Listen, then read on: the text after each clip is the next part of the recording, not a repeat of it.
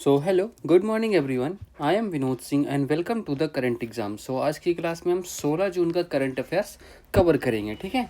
तो चलिए आज की सुर्खियां देख लेते हैं। गोखले इंस्टीट्यूट और सर्वेंट्स ऑफ इंडिया सोसाइटी के बीच देखो पैसे को लेकर झोलझाल हो गया, मतलब घोटाला हो गया पैसे का। मध्य प्रदेश में अंतर्देशीय मत्स्य पालन और जलीय कृषि सम्मेलन 2025 प्रारंभ हुआ। भारतीय सेना ने सटीक हमले के लिए रुद्राक्ष ड्रोन का सफल परीक्षण किया है, ठीक है, राजस्थान में। नेतन्याहू ने कहा है ईरान ने मिसाइल दागकर बड़ी गलती की, अब उसको कीमत चुकानी पड़ेगी इसकी। और वर्ल्ड टेस्ट चैंपियनशिप दक्षिण अफ्रीका ने प्रमुख आईसीसी खिताब को 27 साल का सूखा खत्म किया इसको जीत के, ठीक है। तो चलिए शुरू करते हैं आज की क्लास। क्वेश्चन नंबर 1, हाल ही में चर्चा में रही सर्वेंट्स ऑफ इंडिया सोसाइटी की स्थापना कहाँ हुई थी। देखो सर्वेंट्स ऑफ इंडिया सोसाइटी के बारे में आप काफ़ी जानते हो, है ना, बहुत पहले से हम पढ़ चुके हैं इसको। तो क्या नाम है सर्वेंट, अच्छा किसने की थी इसकी स्थापना बता सकते हो? तो सर्वेंट्स ऑफ इंडिया सोसाइटी, ठीक है। तो सर्वेंट्स ऑफ इंडिया सोसाइटी, इसको शॉर्टकट में भी लिख सकते हैं। शॉर्टकट में क्या लिखोगे? SIS, ठीक है। तो ऐसे आप इसको बारे में बताओ। देखो ये पेरेंट कंपनी हो गई, इसी की एक पेरेंट इंस्टीट्यूशन हो गया, ठीक है, संस्था हो गई। अब देखो क्या हुआ, मतलब अभी हाल ही में देखो समाचार में क्या चल रहा है, न्यूज़ में क्या चल रहा है, न्यूज़ में भी चल रहा है। देखो इसने जो सर्वेंट्स ऑफ इंडिया पर केस हुआ है, किसने, टेंशन्स चल रही है, किसके किसके बीच सर, तनाव किसके बीच है? तो बिटवीन पुणे बेस्ड, पुणे में देखो कौन सा, पुणे में एक इंस्टीट्यूट है, कौन सा है? तो गोखले इंस्टीट्यूट ऑफ पॉलिटिक्स, ठीक है। तो गोखले, अब तो पता चल गया होगा ना सर्वेंट्स ऑफ इंडिया की स्थापना किसने की थी। तो गोखले इंस्टीट्यूट, ये आपको फुल फॉर्म लिखना ज़रूरी है बट ठीक है लिख लो, गोखले इंस्टीट्यूट ऑफ पॉलिटिक्स, ठीक है। तो पॉलिटिक्स एंड इकोनॉमिक्स, ठीक है। तो ये इंस्टीट्यूट है, तो इसके लिए फंड आया था, क्या लिख रहा हूँ, ठीक है। तो इस इंस्टीट्यूट के लिए फंड आया था, किसके द्वारा? यूजीसी ने इसको फंड भेजा था। इसको आपको शॉर्टकट में GIPE लिख लो, ठीक है। तो यूजीसी ने क्या किया था, फंड भेजा था इसको। वो फंड आता था कहाँ? सर्वेंट्स ऑफ इंडिया कंपनी में, ठीक है। सर्वेंट्स ऑफ इंडिया कंपनी में फंड आता था। अच्छा, यहाँ के जो पहले पूर्व यहाँ के कौन थे सेक्रेटरी, फॉर्मर सेक्रेटरी का नाम लिखो। यहाँ के फॉर्मर सेक्रेटरी कौन थे? तो फॉर्मर सेक्रेटरी मतलब पूर्व सचिव कौन थे यहाँ के, जो यहाँ की देख रेख करते थे? तो उनका नाम था क्या, उनका नाम लिखो मिलिंद देशमुख, ठीक है। तो मिलिंद देशमुख जी का, देशमुख यहाँ के पूर्व सेक्रेटरी थे, ठीक है। इन्होंने लगभग कितना घोटाला किया है? 1.4 करोड़ का, 1.4 करोड़ का घोटाला कर दिया है, ठीक है। मतलब खा गए भैया, यही तो चल रहा है इंडिया में, तो ये खा गए इतना पैसा, ठीक है। तो इस Gokhale institute of politics and economics ने इन पर केस किया था। इसने सर्वेंट्स ऑफ इंडिया पर FIR दर्ज की थी अप्रैल महीने में। तो अभी इनको क्या कर लिया गया, इनको कर लिया गया है अरेस्ट, ठीक है। तो इनको अरेस्ट कर लिया गया, इस वजह से ये काफ़ी चल रहा है न्यूज़ में, ठीक है। तो ऑप्शन नंबर आपको, अच्छा चलो अभी तो आपको बताना है ना, ठीक है। तो ये आपको ध्यान रखना, तो ये फंड इसमें आता था यूजीसी से इस यूनिवर्सिटी के लिए, पुणे में है ये यूनिवर्सिटी, ये तो पता हो गया। अब आपको जानना क्या है सर्वेंट्स ऑफ इंडिया सोसाइटी के बारे में। देखो तो सर्वेंट्स ऑफ इंडिया सोसाइटी का, तो इसको स्थापना किसने की थी? गोपाल कृष्ण गोखले साहब ने की थी। गोपाल कृष्ण गोखले साहब ने इसकी स्थापना की। कब हुई थी स्थापना? 12 जून 1905 को। और कहाँ हुई थी? पुणे महाराष्ट्र, ठीक है। बॉम्बे प्रेसिडेंसी, मतलब इसका आंसर क्या हो गया? इसका आंसर हो गया आपका option number B correct answer, ठीक है। किस उद्देश्य के लिए इसकी स्थापना हुई थी? भारतीयों को राष्ट्रीय सेवा के लिए प्रशिक्षित करना और सामाजिक सुधार, सार्वजनिक सेवा और नैतिक नेतृत्व पर ध्यान केंद्रित करना, जो उस समय की जो राजनीतिक पार्टियां थी वो नहीं कर रही थी ये काम। तो इसके लिए इनको गोपाल कृष्ण गोखले साहब ने सर्वेंट्स ऑफ इंडिया सोसाइटी की स्थापना की पुणे में 12 जून 1905। अच्छा आपको पता है 12 जून को और क्या हुआ था? 12 जून आप बता सकते हो 50 साल पहले 1975, इसी दिन तो इंदिरा गांधी ने इमरजेंसी लागू की थी भारत में, है ना। अब इसके सदस्य गोपाल कृष्ण गोखले संस्थापक हैं, ये महात्मा गांधी के गुरु भी हैं, ये तो आपको पता ही है। नारायण मल्हर जोशी, ठीक है, तो ये भी इसके सदस्य। श्रीनिवास शास्त्री, हृदयनाथ कुंजरू और R रघुनाथ राव, ये सब इसके, मतलब आपको ये ध्यान रखना ये सब इसके सदस्य हैं, ठीक है, इस सोसाइटी के। वैसे गोपाल कृष्ण गोखले का नाम, हृदयनाथ कुंजरू का नाम, ये दोनों नाम बहुत पूछे जाते हैं। अब देखो गोपाल कृष्ण गोखले के बारे में कुछ चीज़ें भी जान लेते हैं। तो इनको तो पॉलिटिकल गुरु आप महात्मा गांधी के राजनीतिक गुरु के नाम से जाना जाता था गोपाल कृष्ण गोखले को। इनका जन्म हुआ था मई 9 में 1866, ठीक है, जबकि इनकी डेथ हो गई थी फरवरी 19 को 1915 में। कहाँ हुई थी? रत्नागिरी डिस्ट्रिक्ट महाराष्ट्र में इनकी डेथ हो गई। अच्छा, इन्होंने कांग्रेस कब ज्वाइन किया था? आईएनसी। तो आईएनसी इन्होंने ज्वाइन किया था 1889 में, और इनको अध्यक्ष बनाया गया था 1905 में बनारस सेशन में, ठीक है, बनारस अधिवेशन जो हुआ था 1905 का। अच्छा, यही 1905 में फिर आपका बंगाल पार्टीशन हुआ था ना, तो ये सब आपने अच्छे से करवा दिया है मैंने आपके एसएससी जीके वाली क्लासेज में, है ना, तो वो आपको देख लेना है अगर आप एसएससी का एग्ज़ाम दे रहे हो। और देखो, इन्होंने सर्वेंट्स ऑफ इंडिया सोसाइटी की स्थापना की थी वही 1905 में। Created to train Indians in national building, मतलब नेशन बिल्डिंग में, मतलब राष्ट्र सेवा के लिए लोगों को ट्रेंड करना, और पब्लिक सेवा, लोक सेवा के लिए, ठीक है। तो ये सब आपको ध्यान रखना है, ठीक है। चलो, तो option number B correct answer है, महाराष्ट्र, ठीक है। चलो, सो हाल ही में जारी विश्व जनसंख्या रिपोर्ट के अनुसार भारत की जनसंख्या कितनी? देखो, इसको यूएन ने जारी की है ये रिपोर्ट, और भारत की जनसंख्या 146 करोड़ के साथ ये भारत विश्व में नंबर 1 हो गया है। और पुरुषों की जीवन प्रत्याशा कितने हैं? मेल की जीवन प्रत्याशा कितनी है? 71 साल, और फीमेल की जीवन प्रत्याशा मतलब 74 साल, ठीक है। तो महिलाएं 3 साल एक्स्ट्रा जीती हैं पुरुषों से, और क्यों वो आपको पता होगा। ग्लोबल जेंडर गैप इंडेक्स 2025 में भारत को कौन सी रैंक मिली? देखो, इसमें भारत को 131वीं रैंक मिली है 148 देशों में, ठीक है। और इसमें भारत का स्कोर क्या था? 64.1%। इसमें क्या होता है? महिलाओं की भूमिका होती है पुरुषों की तुलना में, ठीक है। हाल ही में विश्व बाल श्रम निषेध दिवस कब मनाया गया? तो इसको 12 जून को सेलिब्रेट किया गया। कौन कौन से आर्टिकल संबंधित है? आर्टिकल नंबर 23 और 4, ओके। चलो, क्वेश्चन नंबर 2 करते हैं। हाल ही में चर्चा में रही प्रधानमंत्री मत्स्य संपदा योजना का शुभारंभ कब हुआ था? देखो, अभी देखो हाल ही में क्या हुआ था, अंतर्देशीय मत्स्य पालन और जलीय कृषि सम्मेलन, इसका आयोजन किया गया था। इस सम्मेलन का आयोजन कहाँ हो रहा था? इंदौर, मध्य प्रदेश में, ठीक है। किसने आयोजन किया? मत्स्य पालन, पशुपालन और डेयरी मंत्रालय के मत्स्य विभाग ने। अच्छा, अब ये दो मत्स्य पालन पशुपालन, यहाँ के मंत्री कौन है? मंत्री का नाम पता? मंत्री भैया ललन सिंह, मंत्री श्री ललन सिंह, ललन सिंह के नाम से इनको जानते हैं। मंत्री जी का नाम ललन सिंह, ठीक है। ये आपको पता हो गया। चलो, तो अभी ये इंदौर में देखो कौन सा सम्मेलन हो रहा था? मत्स्य पालन और जलीय कृषि, ठीक है। तो मत्स्य पालन और जलीय कृषि सम्मेलन 2025 इंदौर, मध्य प्रदेश में इसका आयोजन हो रहा था। तो जलीय कृषि के विकास पर ध्यान केंद्रित हुए, तो ये आपको अंतर्देशीय मत्स्य पालन और जलीय कृषि सम्मेलन 2025 का आयोजन किया गया। देखो, ये इतना इम्पोर्टेंट नहीं है, बट इसके साथ जो योजनाएं जुड़ी हुई हैं वो हमारे लिए ज़्यादा इंपॉर्टेंट है, ठीक है। ये क्या पता ये ना पूछा जाए करंट अफेयर्स का, बट इसके साथ जो स्टैटिक वाला पोर्शन जो आपका पुराना करंट अफेयर्स है वो पूछा जा सकता है। तो PMMSY, ठीक है, इसका क्या मतलब होता है? देखो, PMMSY मतलब प्रधानमंत्री, यही होता है प्रधानमंत्री मत्स्य संपदा योजना, ठीक है। तो यहीं पर लिख देता हूँ। तो ये हो गया, मत्स्य परियोजनाओं का उद्घाटन हुआ। केंद्रीय मंत्री ने प्रधानमंत्री मत्स्य संपदा योजना के तहत प्रमुख मत्स्य पालन परियोजनाओं का उद्घाटन किया और शिलान्यास किया, ठीक है। मंत्री ने हलाली बांध पर, ये आपके लिए इंपॉर्टेंट हो सकता है, हलाली बांध पर जलाशय मत्स्य पालन क्लस्टर का शुभारंभ किया। ये आपको एक बार ध्यान रखना है, ठीक है। तो इसको एक बार ध्यान से लिख लीजिएगा अपने नोट्स में। तो हलाली बांध पर जलाशय मत्स्य पालन क्लस्टर का शुभारंभ किया, तो ये आपको पता होना चाहिए, ठीक है। अब देखो, प्रधानमंत्री मत्स्य संपदा योजना है क्या, इसके बारे में आपने पहले पढ़ चुका है। यह मत्स्य पालन विभाग, मत्स्य पालन, पशुपालन और डेयरी मंत्रालय की प्रमुख योजना है। आप उन नाम से ही समझते हो कि क्या योजना है ना। तो इसे 2020 में लॉन्च कब किया गया? लॉन्च की डेट बहुत इंपॉर्टेंट है, ठीक है। तो लॉन्च कब किया गया? 2020 में इसको लॉन्च किया गया, और इसे वित्त वर्ष 2020-21 से वित्त वर्ष 2024-25 तक 5 वर्षों की अवधि में कार्यान्वित करने की मंजूरी मिली। देखो, ये क्वेश्चन एक बार पूछा जा चुका कि कितने सालों के लिए, कब से कब तक के लिए लॉन्च किया गया था। तो 5 वर्षों की अवधि के लिए कार्यान्वित करने के लिए मंजूरी मिली। ये आपको ध्यान रखना। उद्देश्य क्या है इसका? विभिन्न योजनाओं और पहलों के समेकित प्रयासों के माध्यम से सूर्योदय मत्स्य पालन क्षेत्र को गति प्रदान करेगा। ये आपको ध्यान रखना, सूर्योदय टर्म, ठीक है।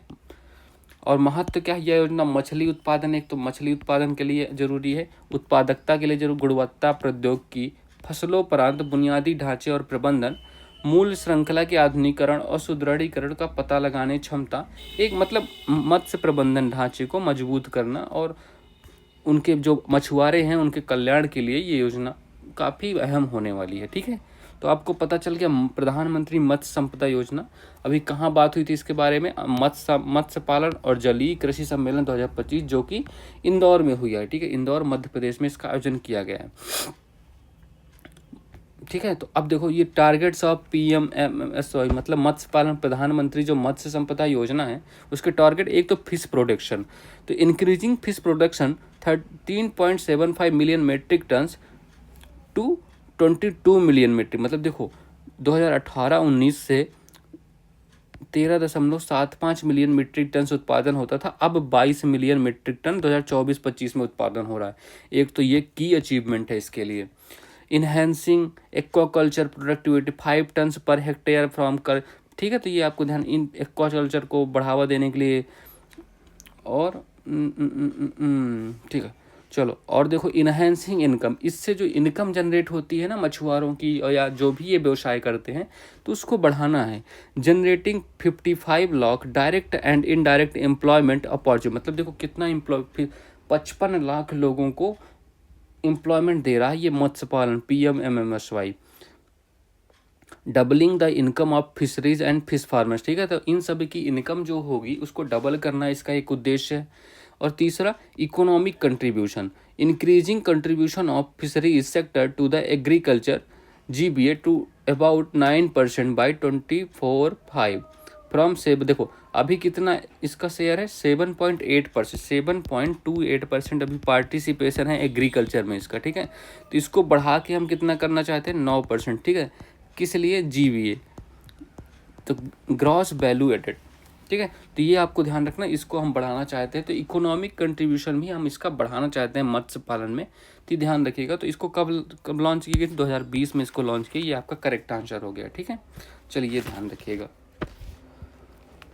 हाल ही में विश्व खाद्य सुरक्षा दिवस कब मनाया जाता है, देखो विश्व खाद्य वर्ल्ड फूड सेफ्टी डे ये कब होता है, 7 जून को सेलिब्रेट होता है। ठीक है, तो वर्ल्ड फूड सेफ्टी डे 7 जून को। भारत के पहले स्वदेशी AI मॉडल भारत जेन को किसने लॉन्च किया, देखो भारत जेन को लॉन्च करने वाला कौन हो गया, IIT बॉम्बे। तो भारत का ये पहला स्वदेशी AI मॉडल है। हाल ही में ब्रिक्स संसदीय मंच का उद्घाटन कहाँ हुआ था, इसका उद्घाटन हुआ था ब्राज़ील में। ठीक है, तो इसका उद्घाटन हुआ था ब्राज़ील में ये, और भारत की तरफ से कौन गए थे, तो भारत की तरफ से ओम बिरला साहब। ठीक है, तो ओम बिरला साहब भारत की तरफ से यहाँ पधारे थे। चलो क्वेश्चन नंबर 3, हाल ही में भारतीय सेना, देखो बहुत ही इंपॉर्टेंट क्वेश्चन है ये आपका। हाल ही में भारतीय सेना ने रुद्राक्ष का सफल परीक्षण किया है, इसका संबंध किससे है, अब बताओ भाई रुद्राक्ष का संबंध किससे, रुद्राक्ष है क्या चीज़, देखो रुद्राक्ष क्या चीज़ है, तो यह एक solar aerospace and defence limited द्वारा किसने बनाया है, तो सोलर बनाने वाली कंपनी का क्या नाम है, सोलर एरोस्पेस। ठीक है, तो solar aerospace and defence limited. ठीक है, तो डिफेंस लिमिटेड इस कंपनी ने इसका निर्माण किया है। विकसित एक हाइब्रिड वर्टिकल टेक ऑफ और लैंडिंग ड्रोन है, मतलब ये इसका क्या मतलब होता है भैया, वर्टिकल टेक ऑफ मतलब vertical take off landing drone, WVTOL, मतलब इसका ये जैसे आप देखते हो ड्रोन जब उड़ते हैं तो ऐसे रनवे में चल के फिर ऐसे धीरे धीरे ऊंचाई पाते हैं ना, ये ड्रोन क्या करेगा, ये सीधे ऊपर की ओर उठेगा, मतलब नो हॉरिजॉन्टल, सीधे वर्टिकली ये उठने वाला काबिलियत है इसमें। ठीक है, चलो तो एक तो ये आप बात समझ गए, इसको निर्माण किसने किया, यह हेलीकॉप्टर की तरह ऊर्ध्वाधर उड़ान, ठीक है, तो ऊर्ध्वाधर उड़ान विमान की तरह लंबी दूरी की उड़ान भरने में सक्षम है। ठीक है, मतलब लंबी दूरी भी कर जाएगा और ऊर्ध्वाधर ऊपर की ओर सीधे।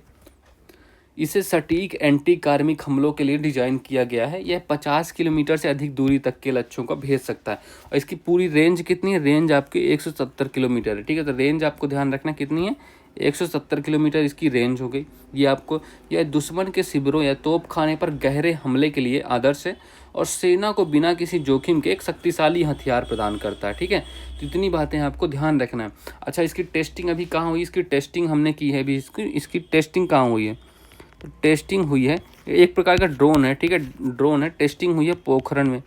तो पोखरण जो कि कहाँ है आपका, जैसलमेर राजस्थान। ठीक है, तो जैसलमेर राजस्थान में हुई थी। ठीक है, तो पोखरण जैसलमेर राजस्थान में हुई और इसका निर्माण कहाँ हुआ, तो निर्माण इसका कहाँ हुआ है बताओ, तो निर्माण देखो इस कंपनी ने किया है, कहाँ किया है, तो नागपुर महाराष्ट्र, ठीक है। तो नागपुर महाराष्ट्र में इसको निर्माण किया गया, ये भी आपको ध्यान रखना है, ठीक है।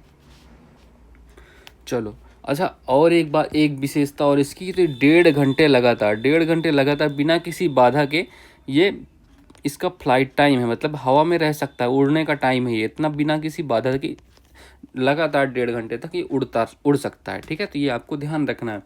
चलो, तो drones can relay back live video, ठीक है। मतलब अब ये ड्रोन क्या करेगा, मतलब लाइव वीडियो भी देता रहेगा आपको कि क्या कहाँ जा रहा है। और देखो अपना टारगेट अचीव करने के बाद ये वापस सोर्स स्टेशन तक आ जाएगा। मतलब वो जो सुदर्शन चक्र नहीं होता, श्री कृष्ण छोड़ते हैं, वो अपना गला वला काट के वापस फिर श्री कृष्ण के हाथ में आ जाता है, तो वैसे काम करने वाला जाएगा, टारगेट पे बम गिराएगा और वापस अपने सोर्स स्टेशन पे आ जाएगा, ठीक है।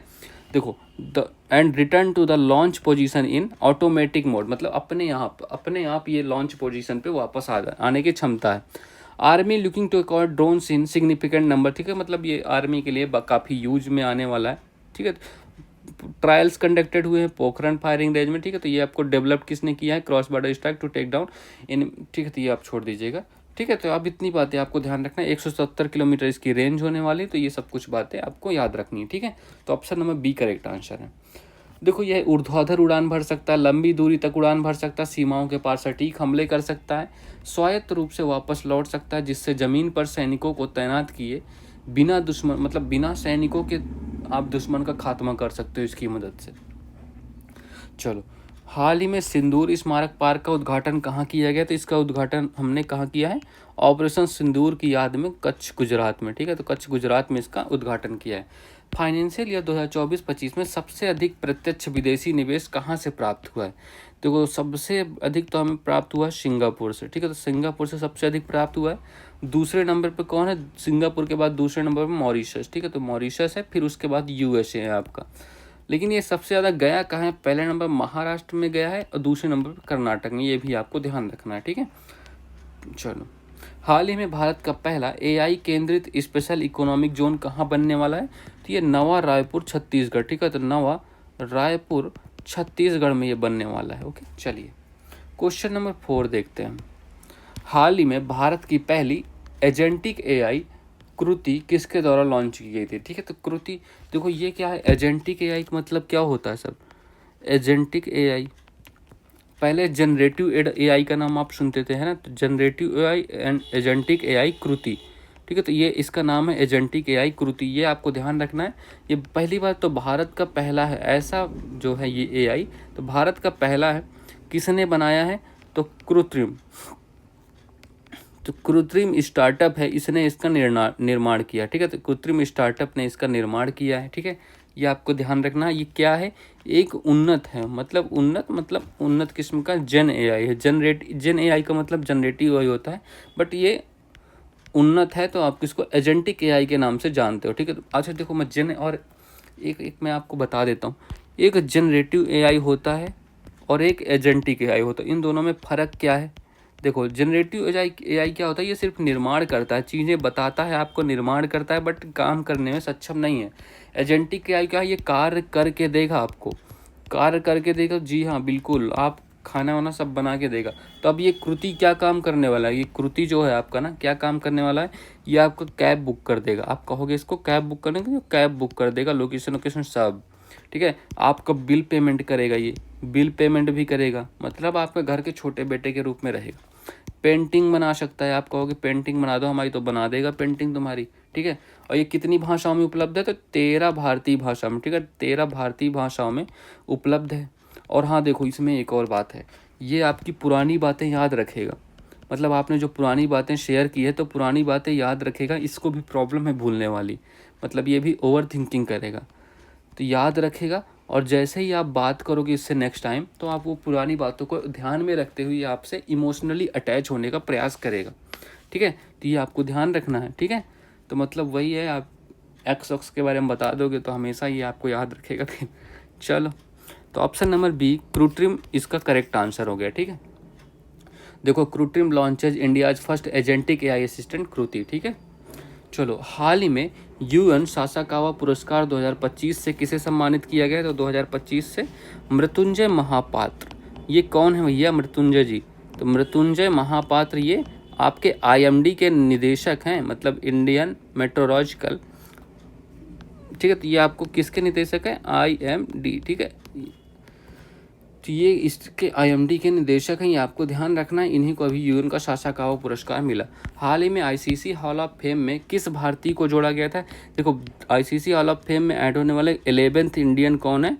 11th इंडियन है आपके महेंद्र सिंह धोनी, थाला, MSD #7, है ना। हाल ही में GDP की गणना के लिए नया बेस ईयर कौन सा बनाया गया? तो नया बेस ईयर कौन सा? 2022-23, ठीक है। तो 2022-23 को नया बेस ईयर बनाया गया। चलो क्वेश्चन नंबर 5, देखो भैया इनके बीच तो अलग ही सिस्टम चल रहा है। हाल ही में ईरान ने इजराइल के विरुद्ध कौन सा ऑपरेशन हमला किया? देखो अभी क्या किया था, पहले इजराइल ने किया था। इजराइल ने ईरान पर हमला किया था, ठीक है। इजराइल ने ईरान पर हमला किया था, किस ऑपरेशन?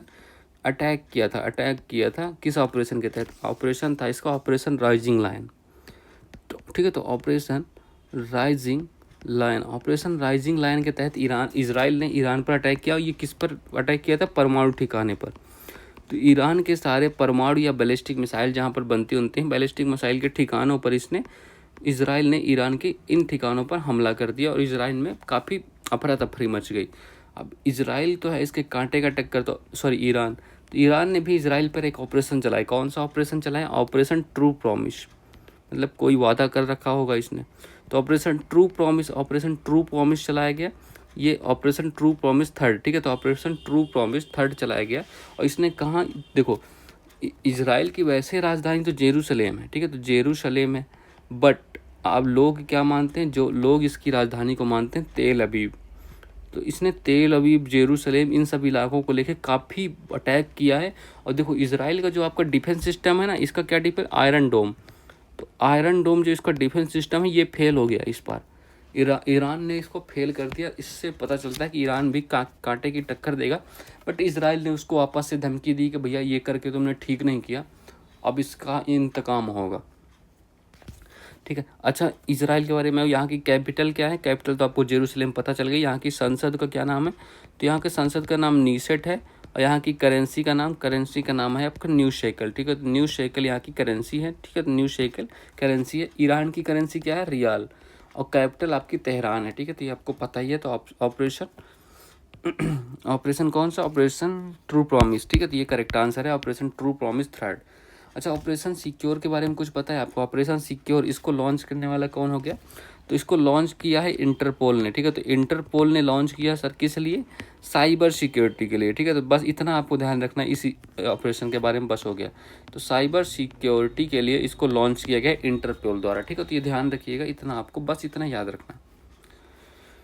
चलिए, वर्ष 2028 में चौथे संयुक्त राष्ट्र महासागर सम्मेलन का मेजबान कौन होने वाला है भैया?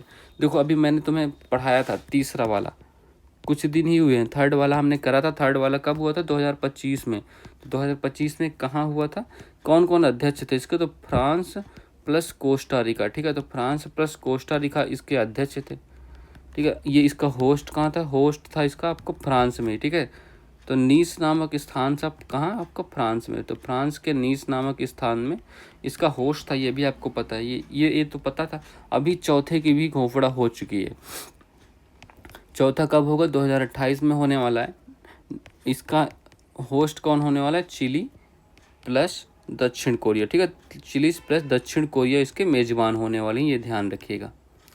हाल ही में आधिकारिक तौर पर ब्रिक्स में भागीदार देश के रूप में कौन शामिल हुआ है? देखो ब्रिक्स के बारे में तो आपको पता है, सारी चीज़ें बहुत कर रखा है हमने। तो ब्रिक्स में क्या अभी 10वां मेंबर कौन बना था? तो 10वां मेंबर लेटेस्ट मेंबर है आपका इंडोनेशिया, ठीक है। तो इंडोनेशिया हो गया। देखो इससे पहले भी 4 मेंबर जुड़ गए थे, 6 जुड़ने थे, बट अर्जेंटीना और सऊदी अरेबिया ने मना कर दिया बाद में। और अभी क्या हुआ है? कौन सा भागीदार देश के रूप में 10वां भागीदार, ठीक है। तो भागीदार देशों का भी 10वां नंबर है। कौन बना है? ये बनने वाला कौन है? वियतनाम। तो वियतनाम हो गया। अच्छा, वियतनाम का कैपिटल और करेंसी होता है। तो कैपिटल इसकी हनोई हो गई। तो हनोई इसकी कैपिटल है। करेंसी क्या है? करेंसी इसकी डोंग है। डोंग इसकी करेंसी हो गई, ठीक है। चलो, हाल ही में विश्व टेस्ट चैंपियनशिप, बताओ भैया विश्व टेस्ट चैंपियनशिप 2025 का खिताब किसने जीता? इस बार चोकर्स ने कमाल कर दिया। देखो साउथ अफ्रीका की टीम को चोकर्स बोलते हैं लोग, क्योंकि ये हर मतलब फाइनल में हार जाते हैं, कभी सेमीफाइनल में हार मतलब चोक कर जाते हैं। तो ये क्या मतलब हो गया इसका sir? ICC test championship, ICC test championship हुई है, इसका फाइनल था, है ना। आईसीसी टेस्ट चैंपियनशिप का फाइनल कहाँ था? ये 2025 वाला संस्करण, ठीक है, 2025 का। इसका टोटल कौन सा थर्ड संस्करण, ये तो आपको पता ही है, ठीक है। तो अभी इसका होस्ट कहाँ था? फाइनल जो मैच हुआ था, फाइनल का होस्ट कौन था? तो फाइनल का होस्ट था लॉर्ड्स। लॉर्ड्स जिसे क्रिकेट का मक्का भी कहते हैं, है ना। तो लॉर्ड्स आपको क्रिकेट का मक्का कहते हैं इस स्थान को, इस स्टेडियम को क्रिकेट का मक्का, मतलब क्रिकेट के लिए बहुत ही फेमस, ठीक है। ये कहाँ है? लॉर्ड्स का मैदान लंदन में, ठीक है। तो लंदन में ये फाइनल मैच हो रहा था। इसमें जीतने वाले कौन हो गया है? विनर कौन हो गया है? विनर हुए हैं, विनर भाई साहब हमारे पहली बार साउथ अफ्रीका हुए, ठीक है। साउथ अफ्रीका कितने साल बाद? 27 साल बाद कोई इन्होंने आईसीसी टाइटल जीता है। किसको हराया था इन्होंने? इन्होंने सॉरी, इन्होंने हराया था ऑस्ट्रेलिया को, ठीक है। तो ऑस्ट्रेलिया को हराया था, पिछली बार के जो विनर थे। देखो 3 बार हो चुका है, मतलब पहली बार कौन जीता था? पहली बार न्यूजीलैंड जीता, किसको हरा के? भारत को। तो भारत को हरा के न्यूजीलैंड जीता। दूसरी बार कब? दूसरी बार ऑस्ट्रेलिया जीता, किसको हरा के? भारत को, ठीक है। तो भारत को हरा के दूसरी बार ऑस्ट्रेलिया जीत गया, ठीक है। तो ये अब तीसरी बार साउथ अफ्रीका जीता है ऑस्ट्रेलिया को हरा के, ठीक है। तो ये आपको ध्यान रखना है, ठीक है। अच्छा, अब साउथ अफ्रीका के कैप्टन कौन थे? छोटू से हैं, टेम्बा बबूमा। इन्होंने एक स्टोरी शेयर की कि इनकी माँ ने इनका नाम टेम्बा इसलिए रखा, टेम्बा मतलब होता है होप। तो ये अपनी जनजाति का मतलब जनजाति का नेतृत्व कर रहे हैं टेम्बा बबूना साहब, ये छोटू से। ये देखो, अगर इनके साथ इनका एक प्लेयर है, क्या नाम है उसका नाम याद नहीं रहा मुझे, बॉलर है काफ़ी लंबा, मार्को एंसन, ये खड़े हो जाते हैं तो ये बिल्कुल मतलब उनके कमर तक होते हैं। तो टेम्बा बबूमा। और देखो player of the match, sorry man of the match किसको मिला? मार्करम करो, क्या सेंचुरी मारी थी इन्होंने, मतलब कमाल ही कर दिया, ठीक है। तो मार्करम को मैन ऑफ द मैच का अवार्ड मिला, तो ये भी आपको ध्यान रखना है, ठीक है। चलिए, और अच्छा साउथ अफ्रीका के बारे में और कुछ पता है? साउथ अफ्रीका, यहाँ की करेंसी क्या है? करेंसी, तो यहाँ की करेंसी आपको रैंड याद रखनी है, रैंड यहाँ की करेंसी है। और यहाँ पर एक घास का मैदान है जिसको हम बेल्ट्स कहते हैं ना, बेल्ट्स घास का मैदान है। तो 27 साल का सूखा खत्म हुआ है, तो साउथ अफ्रीका ये टाइटल जीत चुकी है, ठीक है। Option number B correct answer है, साउथ अफ्रीका, दक्षिण अफ्रीका। और हराया किसको? ऑस्ट्रेलिया को, ठीक है। चलो, हाल ही में उद्योग क्रांति पहल और प्रोत्साहन पोर्टल किसने लॉन्च किया? दोनों को किसने लॉन्च किया है? पंजाब ने। तो पंजाब ने लॉन्च किया दोनों को। और दोनों का मतलब क्या? उद्योग क्रांति पहल किसके लिए? तो व्यापार को आसान बनाने के लिए, ठीक है। तो व्यापार को आसान, ठीक है। तो व्यापार को आसान बनाने के लिए उद्योग क्रांति पहल। और प्रोत्साहन पोर्टल किसके लिए? तो ये निवेश को आकर्षित करने के लिए, ठीक है। तो निवेश आकर्षित करने के लिए, ठीक है। तो ये आपको दोनों ध्यान रखना है। तो निवेश आकर्षित। हाल ही में ई स्पोर्ट्स वर्ल्ड कप 2025 के लिए किसे ग्लोबल एम्बेसडर नियुक्त किया गया है? देखो, तो इसका होस्ट कहाँ होने वाला है? होस्ट होने वाला है इसका सऊदी अरेबिया, ठीक है। तो सऊदी अरेबिया में ये होने वाला है, सऊदी अरेबिया में होने वाला है। कब से कब तक सर? 7 जुलाई से स्टार्ट होना है। 7 जुलाई से कब तक बताओ भैया? तो 7 जुलाई से ध्यान रखना 29 अगस्त तक है शायद, ठीक है। तो 29 अगस्त तक होने वाला है। और इसके ब्रांड ग्लोबल एम्बेसडर किसे नियुक्त किया गया? Cristiano Ronaldo. सबसे अधिक इंटरनेशनल गोल हैं इनके। तो क्रिस्टियानो रोनाल्डो सोशल मीडिया पर सबसे ज़्यादा फॉलोवर किसी प्लेयर के, है ना। तो ये भी आपको ध्यान रखना, क्रिस्टियानो रोनाल्डो इसको ग्लोबल एम्बेसडर नियुक्त किए गए, फुटबॉल के ये प्लेयर हैं। चलो, तो that's all for this class. Please like कीजिएगा, शेयर कीजिएगा और सब्सक्राइब करना मत भूलिएगा। So all the best, have a good day and